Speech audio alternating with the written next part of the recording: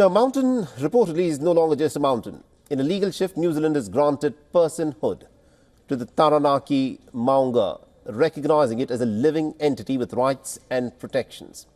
Our next story explains as to how this is not just a change of law, it's in fact justice that is centuries in the making. Those of that opinion will say aye. Aye. To the contrary, the ayes have it.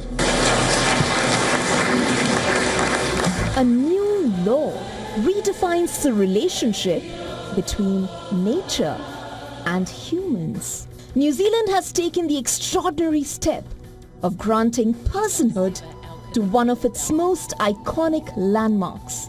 Its Mount Taranaki now has a legal identity. Taranaki Maunga.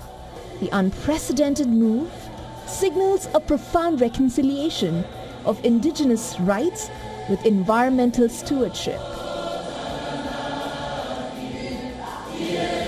The landmark legislation marks a historic victory for the Maori people, whose ancestral connection to the 2,518-meter peak stretches back centuries. Granting personhood to the mountain represents a decisive break from colonial practices that systematically displaced indigenous guardianship. But let me be really, really clear. Our tupuna never ceded sovereignty over our maunga. No raupatu, no act of government, no colonial decree could ever sever our connection with our maunga. We grew up knowing there was nothing anyone could do to make us any less connected. The legal framework bestows upon Taranaki Maunga all the powers, duties and protections afforded to human beings under New Zealand law.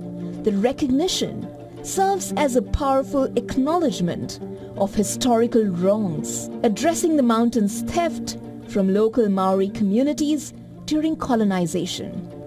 For generations, indigenous voices were silenced in decisions about the mountain's management, while hunting and sports groups wielded significant influence. I acknowledge traditional Maori practices associated with the mountains were banned, while tourism was promoted.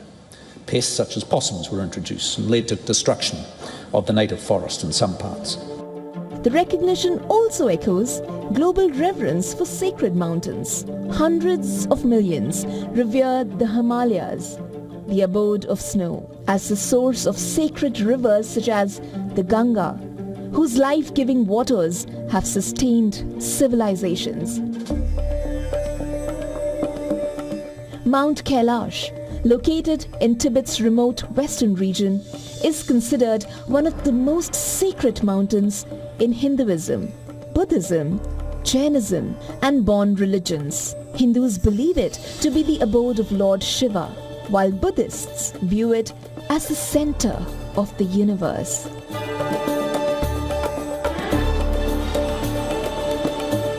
Similarly, Govardhana Hill in Vrindavan, the holy town in Uttar Pradesh, northern India, is revered for its association with Lord Krishna.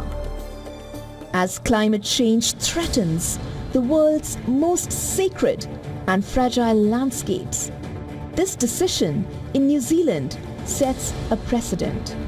Will other nations follow suit? For all the latest news, download the WION app and subscribe to our YouTube channel.